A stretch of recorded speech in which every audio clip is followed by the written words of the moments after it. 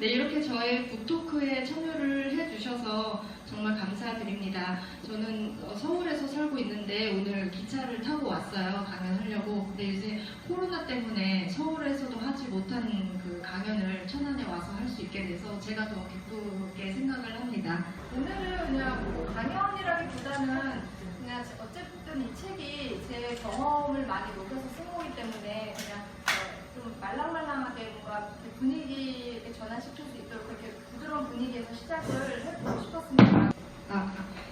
그래서 오늘은 전반적으로 제 개인적 책의 내용과 더불어서 제 개인적인 이야기와 그 다음에 질의응답 형식으로 한번 이렇게 진행을 해볼까 합니다. 제 소개를 먼저 해드리겠습니다. 초등학교 때부터 일단 플루트를 취미로 하고 있는데요.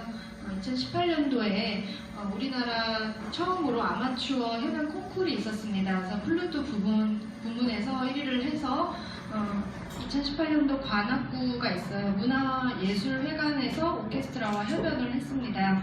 그래서 2017년도에는 한국예술교육능률협회에서 주관하는 예술실기 전문 지도자 플루트 부문을 수료를 했습니다. 이제 작가니까 제 책에 대해서도 잠깐 소개를 해드릴게요.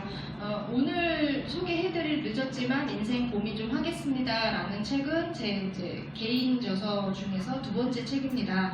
제일 화면에 보시면 새벽 5시가 이제 개인 저서로 첫 책인데요. 나머지 오른쪽에 있는 세 권의 책은 이제 공저로서 제가 작가로 시작을 하게 되었습니다. 네, 이 화면은 뭔가 다양하게 해시태그가 있는데요.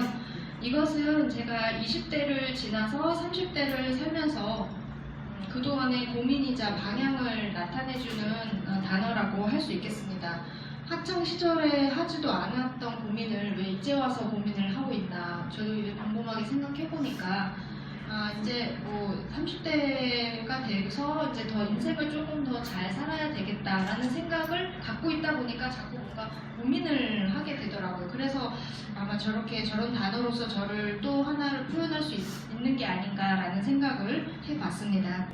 퇴사라는 단어가 참 가슴에 와닿으신 분도 있고, 아직 보니까 학생분도 계신 것 같고요, 직장인분도 계신 것 같고, 다양한 연령층이 계신 것 같은데요.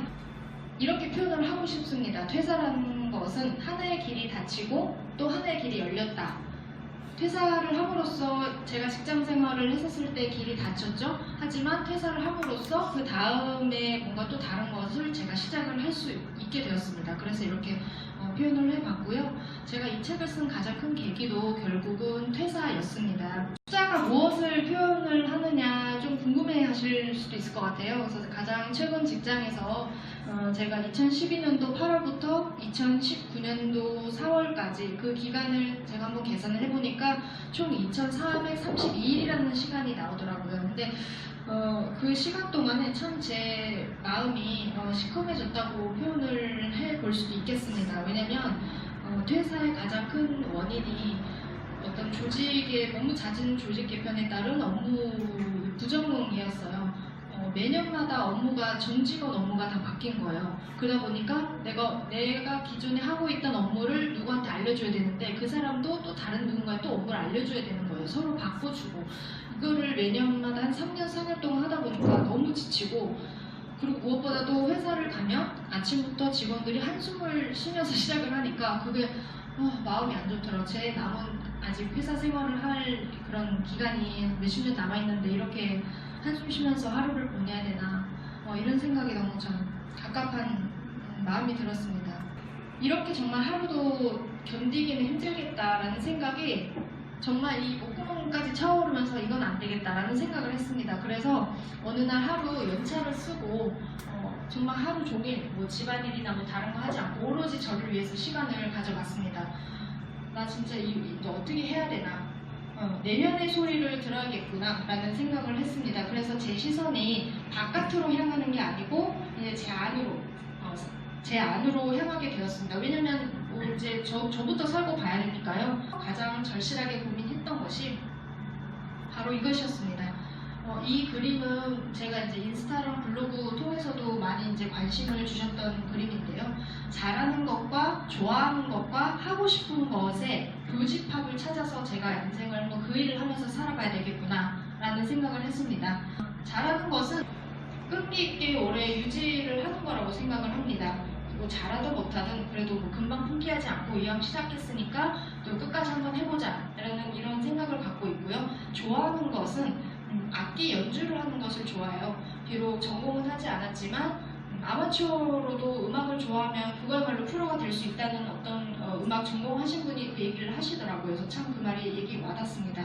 그리고 또 좋아하는 것이 한 가지 더 있는데 남들이 그러시더라고요. 보기와는 다르다고. 왜 이런 말을 했냐 하면 제가 이렇게 물건 고치는 걸 좋아합니다. 그냥 제 방에 있는 전구 같은 거, 전구 교체? 이거는 그냥 쉽게 할 수 있는 거잖아요. 형광등 교체 말고 이제 안전기를 간다던가 그 안에 뭐 브라켓을 빼서 뭐 전선을 연결해서 뭘 한다던가 아니면 뭐 화장실에 뭐 배관을 바꾼다던가 뭐 이런 식으로 그냥 저는 그런 게 되게 누가 하라고 하진 않는데 제가 집에서 제가 알아서 자초해서 할 정도로 그런 물건 고치는 걸 좋아합니다. 이 하고 싶은 것은 이 잘하는 것과 좋아하는 것을 두 가지를 같이 하는 거예요. 그거를 저는 정말 하고 싶습니다. 그런데 제가 아까 그것을 금방 발견을 할 수 있었을까요? 저는 아니라고 생각을 합니다. 살면서 다양한 경험을 통해서 그 경험이 쌓고 쌓여서 만든 결과물이라고 할 수 있다고 생각합니다. 그림에 보시는 것처럼 어떤 분야에 이제 호기심이 들 수 있잖아요. 그 호기심과 호기심이 맞물려서 뭔가 시도를 해서 하다 보면 그것을 통해서 톱니바퀴처럼 또 맞물려서 결과물을 만들어낼 수 있지 않나. 그래서 저는 이것을 톱니바퀴 경험이라고 명칭을 하게 되었습니다. 퇴사를 하고서도 벌써 1년이 지났는데요. 퇴사 전후로 정말 많은 고민을 했습니다. 그때 가장 효과적으로 사용했던 방법이 바로 기록이라고 할 수 있겠습니다. 어떤 식으로 했냐면 뭐 메모장이나 다이어리, 일기장 이런 것을 통해서 제가 워낙 적는 것을 좋아하다 보니까 어렸을 때부터 쭉 적어왔는데요. 이렇게 해서 생각을 모두 풀어놓고 어떻게 하면 그 안에서 제가 현명한 결정을 할 수 있을까라는 생각을 하게 되면서 늘 그걸 마지막까지 고민을 하게 되었습니다. 그래서 이 책에도 어떻게 보면 부끄럽지만 제 개인적인 그런 일기장에 썼던 내용이라든지 이런 것도 다 수록을 해놨어요. 좀 창피할 수도 있겠지만 제가 오히려 그렇게 모든 것을 다 이렇게 공개를 함으로써 또 그 부분에서 어떻게 힘들게 생각을 하고 있던 독자분들도 또 공감을 할 수 있지 않을까라는 생각을 했기 때문에 수록을 할 수 있었습니다. 여러분 그러면 저기 써있는 제 밑줄 한번 읽어보실래요? 자 시작! 네, 지금 순간에서 한 걸음 떼면 또 다른 세상이 열린다. 네, 때론 인생은 자 이거는 뭐가 나올까요? 제가 말씀을 드릴게요. 회사는 우리가 돈을 먹고 살기 위해서 정말 다니는 곳이잖아요. 평범한 누군가가 죽기 전에 한 번쯤은 그냥 거치고 갈 그런 곳입니다. 하지만 내 인생에서 전부는 아니라고 저는 생각을 했습니다. 지금의 순간에서 저렇게 한 발자국만 떼면 저처럼 저의 경우는 이제 퇴사가 될 수 있겠죠.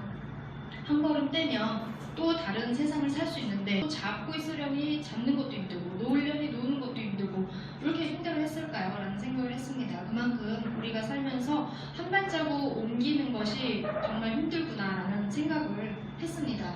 그래서 인생은 과감하게 움직여야 한다. 물론 당장 뭐 퇴사를 하려는 것도 아니고 그냥 내 앞에 주어진 문제에서 어떻게 하면 현명하게 해결을 할 수 있을까라는 것을 고민을 통해서 다른 정말 시도를 해봐야지 그 문제에서 벗어날 수 있지 않을까라는 생각을 했습니다. 인내심이라는 거는 저도 참 성격이 급해요. 뭐든지 빨리빨리 해야 되고 그런 인내심이라는 것을 저는 참 갈고 닦아야 되고 제 마음을 많이 수련을 해야 되겠구나라는 생각을 했습니다. 그래서 퇴사 후에 제가 가장 하고 싶은 일은 악기 수리를 하고 싶어서 저는 퇴사를 했습니다. 악기 수리라는 것은 어떤 악기를 말 그대로 고치는 거잖아요. 근데 이게 아무래도 기술적인 거다 보니까 뭐 1, 2년 가지고 배워서는 안 되더라고요.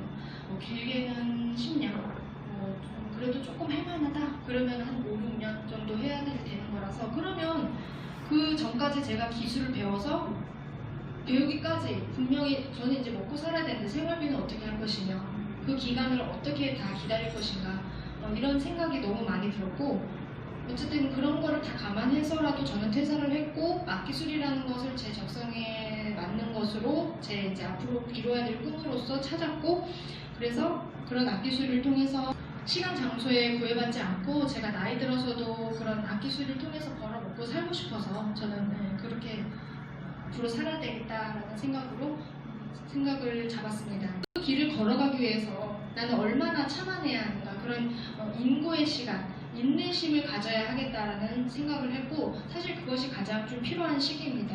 삶은 언제 여러분에게 해답을 준다고 생각을 하십니까? 난해하고 어려운 질문일 수도 있는데요.